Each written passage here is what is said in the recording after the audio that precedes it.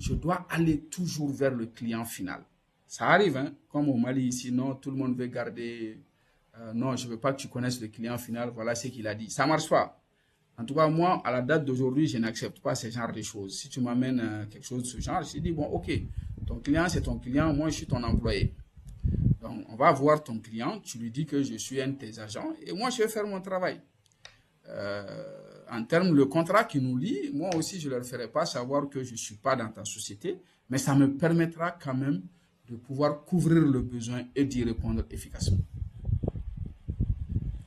Je pense que Sidi Diarra aussi a été victime de quelque chose de ce genre. Hein. Ok? Bagari. Oui, je suis au courant. Oui. Donc, on dit pourquoi est-il si difficile de couvrir un besoin? La réponse est finalement assez simple parce qu'il est difficile de traduire ce besoin de manière concrète, factuelle et fidèle. Et c'est ce que nous allons apprendre. Nous allons apprendre à traduire les besoins de manière concrète, factuelle et fidèle. La chaîne de traduction du besoin peut être extrêmement complexe car elle peut comporter des interfaces multiples. Imaginons que nous devions traduire le besoin de consommateurs nombreux pour leur fournir un produit.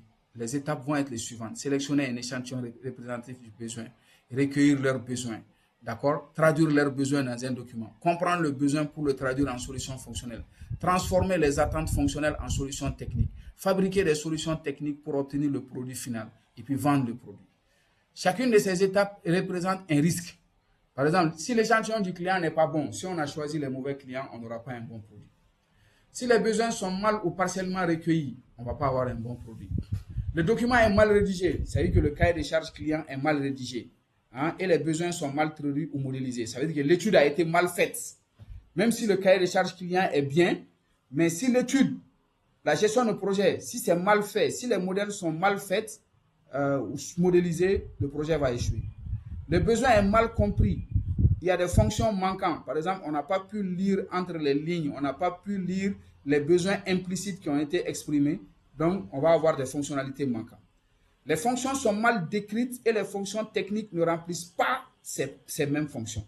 Donc, on a mal décrit les fonctions et ce qu'on a réalisé techniquement ne permet pas de répondre à ce qu'il y a dans le document. La fabrication du produit ne respecte pas la description technique. Donc, il y a plusieurs niveaux d'erreur. Même si l'analyse de besoin est bien faite, si l'analyse MERIS ou l'analyse UML n'est pas bien faite, ou même si elle est bien faite, si le programmeur programme mal, donc le produit ne va pas répondre. Donc le produit est conforme, mais il est mal vendu auprès des utilisateurs. Ça aussi, ça peut être vrai. Le produit peut être bien défini, mais très mal vendu. Prenons le cas, par exemple, entre iPhone et puis Tecno. C'est maintenant que Tecno aussi commence à trouver la bonne formule. Sinon, si vous prenez les téléphones iPhone aujourd'hui et les téléphones Tecno, pourquoi iPhone est beaucoup plus cher et beaucoup plus vendu que les téléphones Tecno? Hein? Parce que tout simplement, le produit, il y a une bonne stratégie commerciale. Le produit répond aux besoins des clients, c'est vrai. Mais même les téléphones Tecno aujourd'hui, voilà, répondent aussi aux besoins des clients, n'est-ce pas? Sauf que là-bas, il y a une question de fonction d'usage et de fonction d'estime. D'accord? L'iPhone remplit ce qu'on appelle des fonctions d'estime. Notre téléphone Tecno remplit des fonctions d'usage. N'est-ce pas? Donc le chemin est long et difficile entre l'expression et la réalisation. Le manque de rigueur et la libre interprétation des uns et des autres conduisent parfois à un décalage important entre le besoin réel et la réponse appropriée. Donc les sources d'erreur sont nombreuses. Il y a beaucoup de sources d'erreur. Donc, ce schéma va récapituler un peu tout, hein, exprimer le besoin, on va recueillir le besoin, on va traduire le besoin, d'accord? On va traduire le besoin en fonction, tu vois, une fois qu'on a traduit le besoin en fonction, donc ceci va me permettre d'avoir ce qu'on appelle le cahier des charges client. Donc, en appliquant un peu les solutions, nous allons obtenir des solutions techniques. Donc, ici, on a notre cahier des charges techniques. On va fabriquer le produit, d'accord? Et maintenant, on va essayer de vendre le produit. Le produit doit être en adéquation avec les besoins. Le produit qu'on a trouvé doit être en adéquation avec les besoins. Si le produit n'est pas en adéquation avec les besoins, ça ne marche pas. Ceci me fait penser aussi à beaucoup de choses que les jeunes Maliens ont tenté. Je me rappelle tout récemment, il y a quelques années, Même tout récemment, il y a beaucoup de solutions. Par exemple, je vois les solutions de taxi qu'on a créées, des applications de taxi que les gens ont créées, mais que beaucoup de personnes ne connaissent pas. Il y a des applications, par exemple, pour se faire livrer des plats chauds à la maison, même étant chez eux. Bon, il y a beaucoup de gens qui préfèrent encore se déplacer. Hein, vous avez des applications de services courriers, même pour le mototaxi Télima, il y a des applications de mototaxi Télima. Mais tout récemment, il y a un besoin important des entreprises au Mali, qui est toujours les logiciels de comptabilité, les logiciels de gestion commerciale et le traitement de salaire. Vous savez que chaque entreprise, quand même, qui a à peu près une dizaine de salariés, a vraiment besoin de traiter les salaires, de faire les bulletins de salaire, de gérer les primes, les indemnités, les versements à l'INPS, les ITS, voilà, tous les taxes. Donc, ils ont vraiment besoin de gérer ça. Et il y a un jeune qui avait conçu un outil très bien qui s'appelait MaliPay. Voilà, MaliPay est là. Il répondait vraiment aux besoins des clients. MaliPay permettait vraiment à chaque entreprise malienne de se libérer du fardeau des logiciels qui coûtent cher, à part ceux qui vont faire ça avec Excel. Voilà, parce qu'un logiciel de traitement de salaire aujourd'hui avec Sage, il faut compter minimum coût d'acquisition 1,5 million, 2 millions. Et coût de redevance annuel, il faut compter dans les 300-400 000 francs chaque année que vous devez payer à la société. Mais lui, il avait conçu son produit, coût d'acquisition 150 000 francs, redevance annuelle 15 000 francs, je me rappelle. Je connais aussi un Malien qui a étudié au Japon, voilà, qui a créé aussi des solutions qu'il vend à des entreprises, surtout les agences immobilières. Ils ne payent pas, mais ils payent que des redevances annuelles de 10 000, 15 000. Des redevances, oui, annuelles, ou non, mensuelles de 10 000, 15 000 francs, et tu utilises ton produit. Mais malheureusement, ces produits sont mal connus. Donc, même si le produit est bien, si le produit n'est pas connu, ça ne sert pas à grand-chose. Donc, être informaticien, être un bon informaticien ne suffit pas souvent. Il faut aussi connaître un peu, s'associer avec d'autres personnes, avec des communicateurs, voilà, pour pouvoir mieux vendre vos produits. Des questions?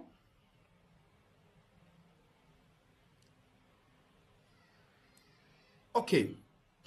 Maintenant, nous allons essayer de répondre maintenant à la question, qu'appelle-t-on la valeur et qualité d'un produit ou d'un service? Quelle est la valeur d'un produit et quelle est la qualité d'un produit? D'accord? Donc, on a fini, on a fait notre produit. Maintenant, quelle est sa valeur et quelle est sa qualité? La valeur d'un produit est le rapport entre les fonctions qui sont remplies par un produit et le coût de ce produit. Voilà. Je répète, la valeur d'un produit est le rapport entre les fonctions qui sont remplies par un produit et le coût de ce produit. Ainsi, un produit de grande valeur sera celui qui remplit le plus de fonctions possibles à moindre coût. Donc, si on lit cette phrase, je vous pose une question. Entre Tecno et iPhone, quel est le produit qui a le plus de valeur?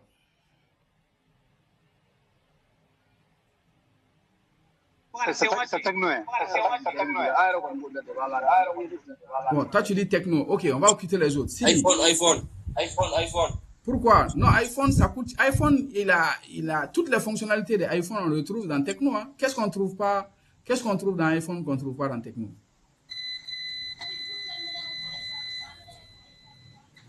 À part peut-être les systèmes de verrouillage du cloud là. Hein? Sinon, le cloud, parce que quand ton téléphone se perd, tu peux le verrouiller, tu peux le tracer. Bon, voilà. Mais sinon, je pense que même avec nos iPhones, nos technos aussi, on peut avoir ça. Les Samsung, par exemple. Prenons Samsung et puis iPhone. Tu vois, et on dit bien, en fait, les Samsung va gagner au niveau du coût. Parce que le coût des iPhone est très élevé. Mais Samsung aussi. On dit c'est raisonnement. Hein, il y a plus de fonctions. Il y a plus de fonctions que Samsung. Non. C'est le contraire. Je pense que Samsung a plus de fonctions qu'iPhone. Parce que quand on prend l'iPhone, la fonctionnalité d'iPhone, comment dirais-je, c'est presque pareil sur le Samsung aussi. Oui. En fait, souvent, moi, la question que je me pose le plus grand... Même les appareils, les portraits imposeurs, là, ils ont leur fonctionnalité vient de Samsung. Ah, donc, tu vois, en tout cas, moi, quand même, au niveau de iPhone, là, je ne comprends pas ce qu'il y a derrière, mais bon, ça ne répond à aucune logique que moi je connais, à aucune logique scientifique. On dit que ce raisonnement vient de la démarche d'analyse de la valeur. Donc, cette démarche apporte beaucoup à l'analyse du besoin car elle permet de faire un arbitrage entre les fonctions d'un produit. Aujourd'hui, les produits remplissent de plus en plus de fonctions sans nécessairement apporter des valeurs. Par exemple, si vous avez acheté un téléphone portable qui a des fonctions d'agenda et de photos et que vous l'utilisez uniquement pour téléphoner, vous diminuez la valeur du produit. D'accord? Que vous utilisez dans la mesure où vous avez payé des fonctions inutiles. Donc, c'est ce que nous faisons tous. On paye des téléphones de grande capacité, mais on ne les utilise pas. Donc, les téléphones-là n'ont pas de valeur pour nous. On augmentera donc la valeur si on ajoute des fonctions utiles sans augmenter le coût. La notion de qualité est directement liée à la satisfaction du besoin. En effet, si un produit remplit toutes les fonctions utiles à son utilisateur, on dirait qu'il est satisfaisant sur le plan de la qualité. Donc, on dit bien, si un produit remplit toutes les fonctions utiles à son utilisateur, on dira qu'il est satisfaisant sur le plan de la qualité. Si le produit comporte plus de fonctions que l'utilisateur n'en a besoin, on est en surqualité. Et si le produit a moins de fonctions que ce que l'utilisateur attend, on est en sous-qualité. Donc la surqualité et la sous-qualité sont de la non-qualité. Ça veut dire que ce n'est pas bon. Quand c'est plus, quand c'est moins, ça veut dire que ce n'est pas bon. Donc voici qualité et valeur. Qualité, coût, valeur, c'est la fonction. Ok? La qualité est liée au coût et les valeurs, elle est liée aux fonctions que peut apporter votre produit. C'est bon, vous avez compris la différence entre la valeur et la qualité? Oui, c'est compris. Oui, c'est compris. D'accord. Donc, si en résumé, la valeur est liée au la valeur d'un produit est liée, comment on appelle ça, aux différentes fonctions. On dit que si le produit comporte plus de fonctions que l'utilisateur n'en a besoin, d'accord, on est en surqualité. S'il a plus de fonctions dont on n'en a pas besoin, on est en surqualité. S'il y a moins de fonctions dont on a besoin, en sous-qualité. Donc, les deux, c'est de la non-qualité.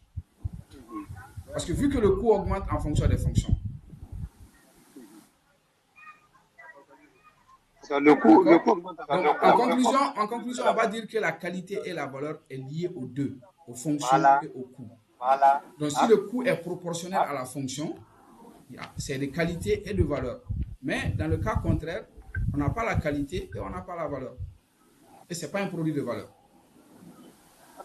Donc c'est pourquoi moi je disais que la valeur fait allusion au coût, quoi.